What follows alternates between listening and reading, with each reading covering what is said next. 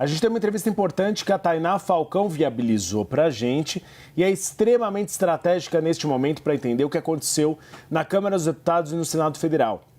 E nós vamos repercutir essa noite que foi para lá de longa, uma noite em que a oposição pressionou pela obstrução do plenário da Câmara dos Deputados e do Senado Federal para pautar algumas pautas como o PL da anistia, por exemplo. Nós estamos aqui ao vivo com o deputado federal, doutor Luizinho, líder do PP na Câmara dos Deputados.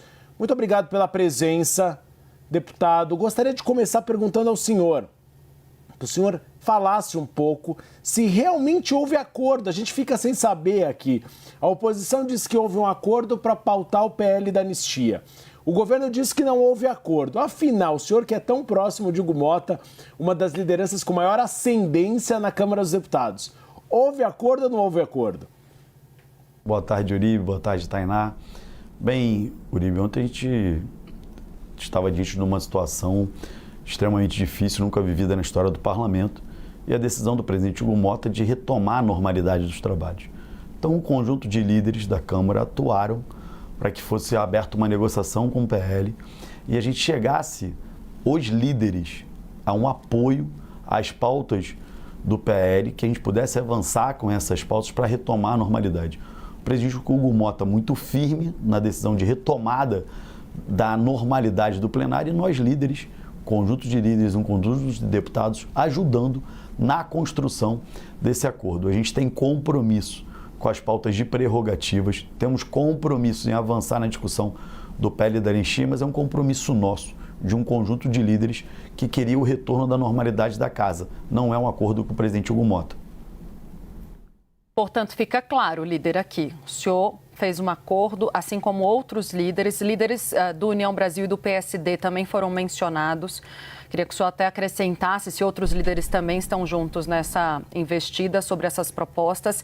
Não se trata de um acordo com o presidente Hugo Motta. Ele não tem o compromisso com a oposição de fazer andar essas propostas prioritárias hoje para a oposição. Anistia e fim do foro privilegiado, certo? Antes de passar para a próxima pergunta.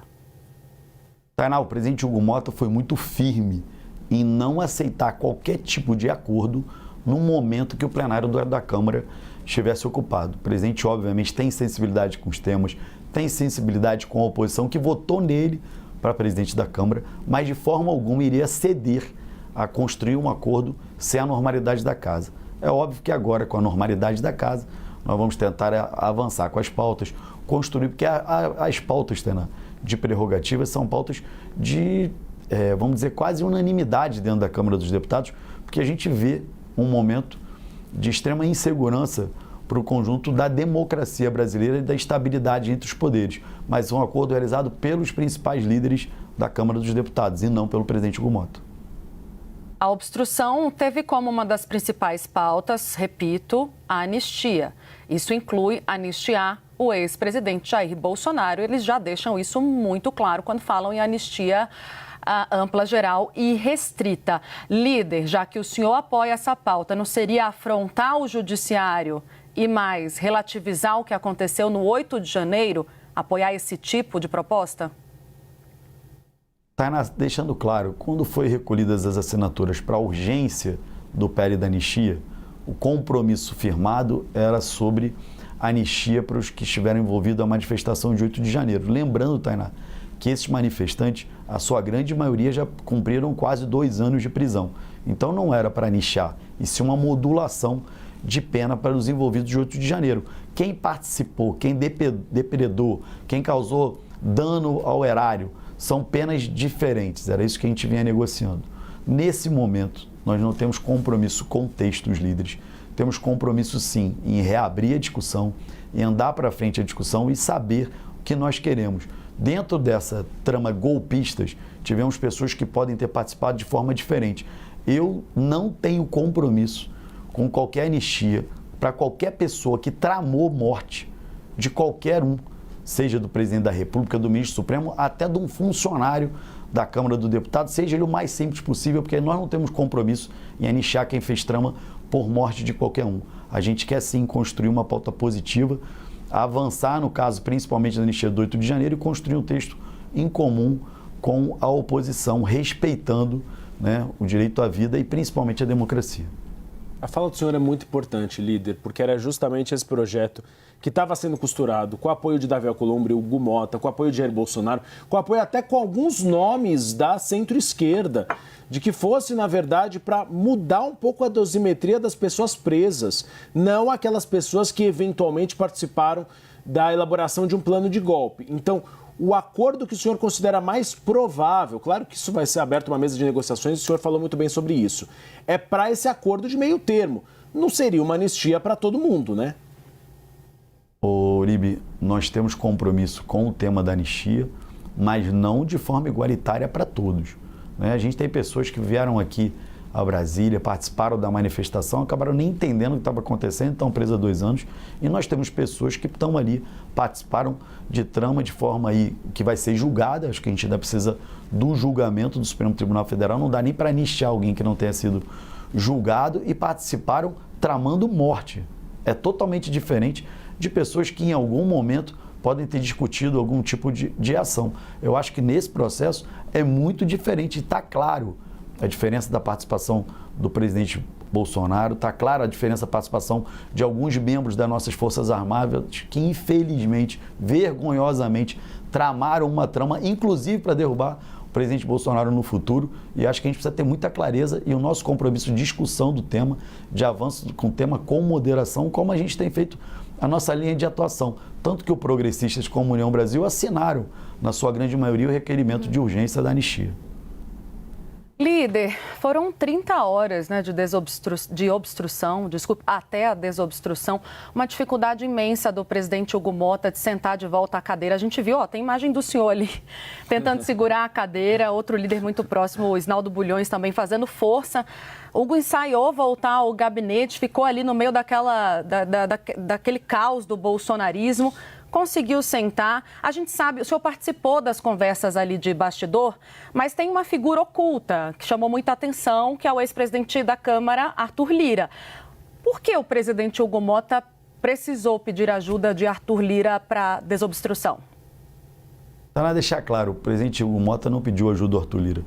O ex-presidente Arthur Lira, assim como eu, como primeiro vice-presidente da Câmara, Altineu Corte, como segundo vice-presidente da Câmara, Elmar Nascimento, como líder em exercício do União Brasil, Rodrigo Castro, como líder do PSD, Antônio Brito, como líder do MDB, Isnaldo Bulhões, atuamos todos em conjunto para encerrar essa página lamentável para o Parlamento brasileiro. Todos nós trabalhamos em conjunto e o presidente Arthur Lira é uma figura muito importante. Hoje eu tenho orgulho de ser um liderado meu dentro do Progressistas, é uma pessoa que tem influência na casa, trabalhou em conjunto conosco com a mesma humildade de todos nós. Aqui todos nós trabalhamos pela retomada e pela presidência do Hugo Mota, reconhecendo a liderança do Hugo. O Hugo teve uma postura extremamente firme de voltar e presidir a sessão, avançando ali sobre um momento de muita tensão. Eu quero dizer, ressaltar a importância do diálogo. A Câmara dos Deputados, antes do Senado, com o diálogo, retomou a normalidade da casa. E o presidente Hugo Mota foi muito firme, não cedeu para qualquer tipo de acordo e retomou a sua presidência e o exercício da democracia no país. Todos nós, assim como o presidente Arthur, o Altineu, o Elmar, os líderes, o Sócio Cavalcante, o Nicolas, foi uma figura muito importante, com muita sobriedade e muito interesse público. Eu acho que todos nós queríamos uma saída para que o retorno das atividades da casa. Acho que esse era o objetivo comum e do nosso campo. Não tem vaidade. O que a gente quer é a valorização do Parlamento brasileiro e a valorização do presidente Hugo Mota, que foi eleito com mais de 440 votos pelo plenário da Câmara dos Deputados. É colocar a bola no chão, como o senhor fez e faz agora nessa entrevista, que é extremamente importante para a gente entender o cenário a partir de agora. O Sóstenes Cavalcante chegou a falar de pautar esse projeto da anistia, seja o geral ou aquele meio termo, na semana que vem. Pelo que eu entendo da fala do senhor, é preciso amadurecer esse tema um pouco melhor, não dá para votar na semana que vem, né? Semana que vem nós iniciaremos pela pauta das prerrogativas parlamentares sobre a questão de foro. Vamos avançar na discussão sobre o projeto de anistia. Eu acho que não dá para pautar na semana que vem. Inclusive, a gente foi muito cauteloso. Nós gravamos um vídeo sobre esse assunto, foi muito cauteloso com esse tema. Esse tema precisa ser bem negociado e muito bem estabelecido. Tem o nosso compromisso, mas tem o nosso compromisso da gente fazer da forma correta. Sempre, Uribe. A nossa forma é o diálogo e fazer, cumprindo a nossa palavra da forma correta. O tema é duro, precisa ser enfrentado, o Brasil quer enfrentar esse tema, mas nós vamos fazer da forma correta. Mas nós iniciaremos na próxima semana com o tema das prerrogativas parlamentares para equilibrar os poderes. O parlamento precisa ser respeitado e precisamos ter equilíbrio entre o poder executivo, o legislativo e o judiciário. Ô, líder, eu estou entendendo que vocês vão abrir um caminho de negociação. Ok, isso até contraria a fala do líder do PL, Sóstenes Cavalcante, que demarcou no tempo que na próxima semana essas propostas seriam votadas. Mas essa negociação, ela vai resultar ainda neste ano na votação dessas propostas? O senhor que agora admite que o partido está apoiando as negociações sobre o fim do foro privilegiado, a anistia aos condenados do 8 de janeiro, consegue assegurar que esses projetos serão votados?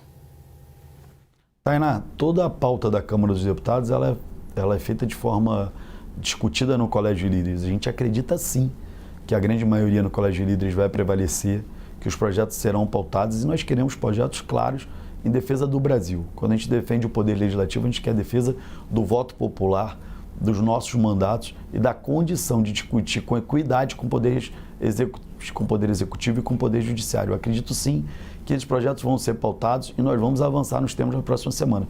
Nós temos compromisso, iremos avançar sobre as prerrogativas parlamentares, sobre a discussão do foro a partir da semana que vem. Será votado? Será aprovado? Nós vamos iniciar essa discussão com certeza para a semana que vem. E a anistia, nós combinamos uma sequência, primeiro na questão das prerrogativas e na sequência a questão da anistia. Foi isso que a gente combinou que fosse feita e a gente entende a posição do PL, a gente teve a colaboração muito grande dos líderes, do Sóstenes Cavalcante, do líder Zucco, do líder Nicolas, para essa desobstrução, porque todos sabem do valor do nosso mandato e do exercício do parlamento. Líder, o senhor é o líder da Câmara do PP na Câmara dos Deputados, mas o senhor tem uma vasta experiência, conversa com senadores. Tem outro tema que a oposição defende muito, que é o impeachment do ministro Alexandre de Moraes. Tainá Falcão trouxe em primeira mão ontem aqui no Bastidores CNN uma declaração do Ciro Nogueira, presidente nacional do PP, dizendo, olha, não tem apoio suficiente. Como o senhor vê essa questão? O senhor acha que existe alguma possibilidade do Senado Federal votar impeachment de ministro da Suprema Corte?